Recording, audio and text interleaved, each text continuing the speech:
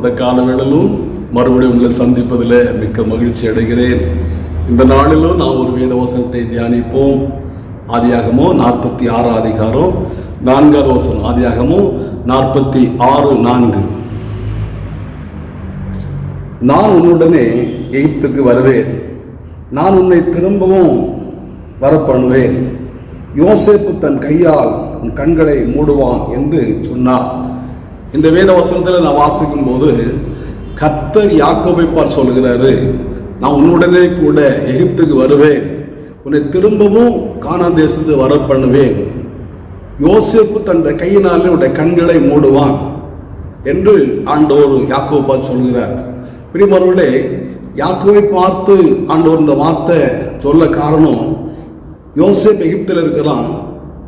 யாக்கோபை எகிப்து வரும்படியாக வாகனங்களை அனுப்பி தகப்பனை சொல்லி அனுப்புறேன், என்னோட கூட வாருங்க, என்னிடத்துல நீங்க தங்கி இருக்கலாம், ஆண்டவரன் ஆசீர்வதித்து இருக்கிறார், என்னுடைய மகிமையெல்லாம் நம்முடைய சகோதரர்கள் உம்மோடு சொல்வார்கள் என்று சொல்லி யாக்கோபு அனுப்புகிறான்.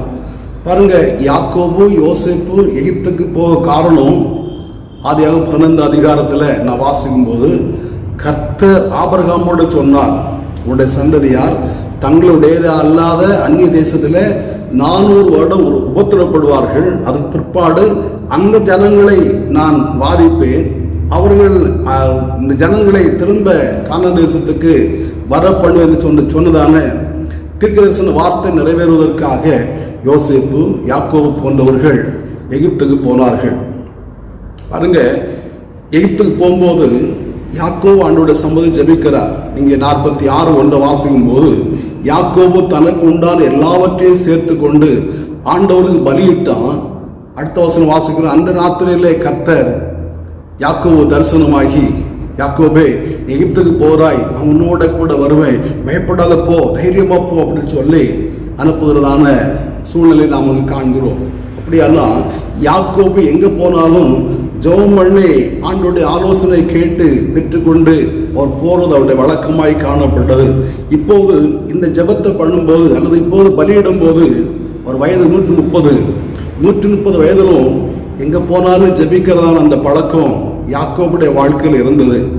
நீங்க 28 அதிகாரத்தில் ஆதியாக 28 அதிகாரத்தில் அவர் ஜெபிக்கிறார், ஆண்டவரே நீர் என்னோட கூட இருந்து நான் போகிற வழியில என்னை காத்து என்னை உண்ண உணவும் உடுக்க வஸ்திரம் தந்து என்னை சுகத்தோடு திரும்பி வர பண்ணுவீரானால் அப்படின்னு சொல்லி பொருத்தனை பண்ணி ஜெபம் பண்ணதான அந்த யாக்கோபு அது பிற்பாடு அவருடைய பிரயாணங்கள் எல்லாம் ஜெபிக்கிறவராய் காணப்பட்டார். அந்த 28 அதிகாரத்தில் ஆண்டவர் சொன்னார், நான் உன்னோட கூட வருவேன், நான் உன்னோட விலகுவதும் இல்லை, உன்னை கைவிடுவதும் இல்லை, உன்னோட கூட வருவேன் சொன்னதான தேவன் யாக்கோபோடு கூட இருந்தபடினால்தான் லாபான் யாக்கோபுடைய சம்பளத்தை 10 முறை மாற்றியும் கர்த்தர் யாக்கோபுக்கு சேர வேண்டிய சம்பளத்தை லாபானுடைய மந்தையிலிருந்து எடுத்து ஆண்டவர் கொடுத்தார். கர்த்தர் அவனை ஆசீர்வதித்தார். அதனாலதான் சொல்றான், கோலும் கையுமா யோர்தானை கடந்து போனேன், இந்த 2 பரிவாரங்கள் உடையவன் ஆனேன், இதெல்லாம் தந்தது நீர் தான் அப்படின்னு 32:10 சொல்லுகிறார்.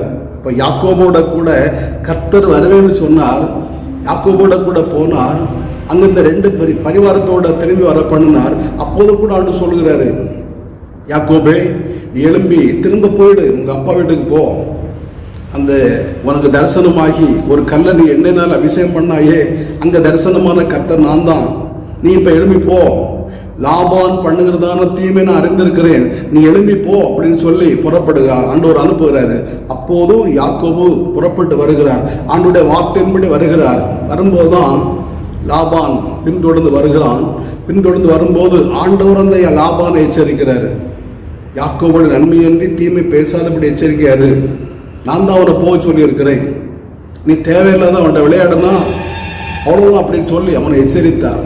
அதனால அந்த இடத்துல லாபான் சொல்ற வார்த்தை நன்றா புரிந்து கொள்ளுங்க, உனக்கு தீமை செய்ய எனக்கு வல்லமை உண்டு, நான் என்னுடைய சகோதரனோட கூட வந்திருக்கிறேன், ஒரு படையோட கூட வந்திருக்கிறேன், ஒன்றை மட்டும் தனியாக அனுப்பிட்டு இந்த பிள்ளைகளை வேலைக்காரங்களை ஆடு மாடு ஒட்டகம் எல்லாத்தையும் திரும்ப கொண்டு போறதுக்கு எனக்கு வல்லமை உண்டு, உனக்கு தீமை செய்ய எனக்கு வல்லமை உண்டு.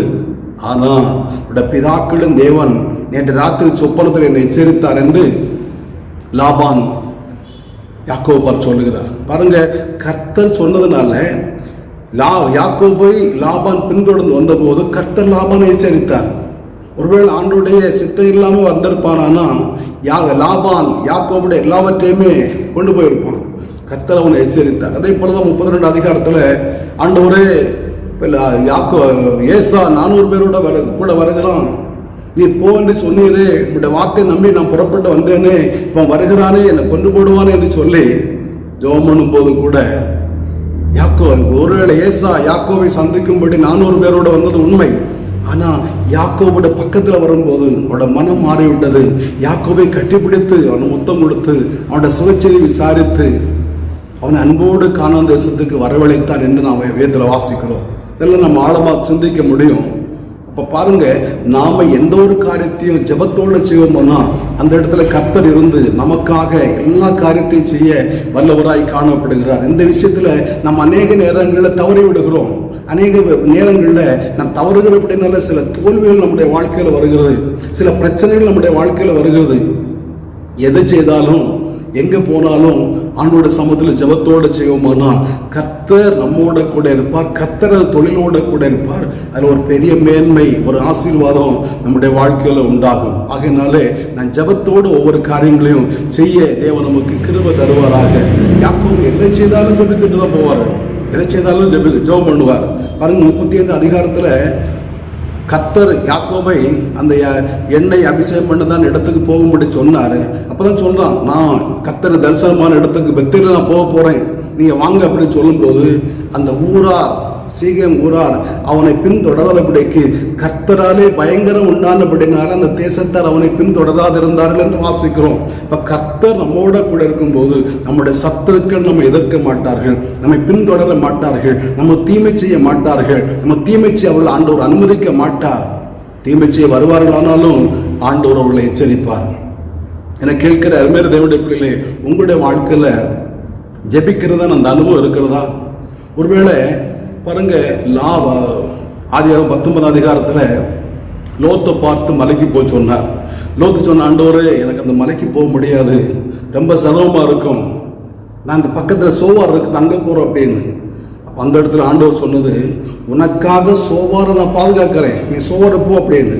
ஆனா அங்கிருந்து அவன் மலைக்கு போகும்போது ஆண்டவர் சொல்லவில்லை. சொல்லாம போன அப்படின்னாலே அங்கே அவனுக்கு பாதுகாப்பு இல்லை. அங்க 2 ஆகாத சந்ததிகள் உண்டானது என்று வேதத்தில் படிக்கிறோம். அப்படியானா உங்க வாழ்க்கையில கூட நீங்க ஆண்டோட சொல்லாம எதையாவது செய்வீர்களான்னா அதுல பிரச்சனை வரும். சொல்லாம எங்கேயாவது போவீர்களான்னா அந்த இடத்துல உங்களுக்கு ஆபத்து வரும். சொல்லாம ஏதாவது ஒரு காரியத்தை செய்வீர்களான்னா ஆண்டோடைய அனுமதி இல்லாம நீங்க எதை செய்தாலும் அதுல ஒரு தோல்வி உண்டாகும். ஆகையினாலே யாக்கோபை போல எல்லா காரியத்திலும் ஜெபித்து ஆண்டுடைய சரியா நடத்தும்படி காரியங்களை செய்வோம்னா நம்முடைய வாழ்க்கையில மேன்மை உண்டாகும். யாக்கோபு ஜெபத்தோட எகிப்துக்கு போனான். ஒருவேளை எகிப்துல யாக்கோபு மரித்தான், அவனை ராஜ மரியாதையோட கூட அடக்கம் பண்ணும்படியாக கானான் தேசத்துக்கு யோசேப்பு, பார்வோனுடைய வேலைக்காரங்க, மந்திரிகள் எல்லாரும் வந்து யாக்கோபை ராஜ மரியாதையாக கானான் தேசத்தில் அடக்கம் பண்ணது. காரணம், யாக்கோபு எகிப்து போகும்போது ஜெபத்தோடு போனா கர்த்தர் அந்த வார்த்தை கனம் பண்ணி அவனை திரும்பி வர பண்ண. ஒருவேளை உயிரோடு திரும்பி வரவில்லை, அவருடைய சரீரம் கானான் தேசத்தில் புதைக்கப்பட்டது. அவருடைய வாழ்க்கையில கூட ஆண்டவர் அற்புதமான காரியங்களை செய்வார். எதை செய்தாலும் ஜெபத்தோடு செய்ய ஆண்டவர் நமக்கு கிருபை தருவார். ஜெபிப்போமா? நல்ல பிதாவே, நன்றியோடு துதிக்கிறோம், வாழ்த்துறோம். இந்த காலவேளையிலும் உங்களுடைய திருமுகத்தை நோக்கி பார்க்கிறப்பா தாவே உங்களுக்கு ஸ்தோத்திரம். வாழ்க்கையில ஆண்டவர் நாங்கள் ஜெபிக்கிற காரியம் குறைவாய் காணப்படுகிறது. யாக்கோபு ஜெபித்து செயல்பட்ட அப்படின்னாலே அவருடைய வாழ்க்கையில ஆண்டவர் அநேக நன்மைகள் உண்டானது என்று நாங்கள் வேதத்தினூடாக வாசிக்கிறோம். ஆண்டவரே உமக்கு ஸ்தோத்திரம். ஆண்டவரே லாபான் அவனை பின்தொடர்ந்து வந்த போதும் நீர் அவனை எச்சரித்தீரப்பா. ஆண்டவர் ஏசா எதிர்கொண்டு வந்து 400 பேரோட வந்த போதும் ஆண்டவர் அவனுடைய இதயத்தை மாற்றினீர். ஆண்டவரே பிதாவே உமக்கு ஸ்தோத்திரப்பா.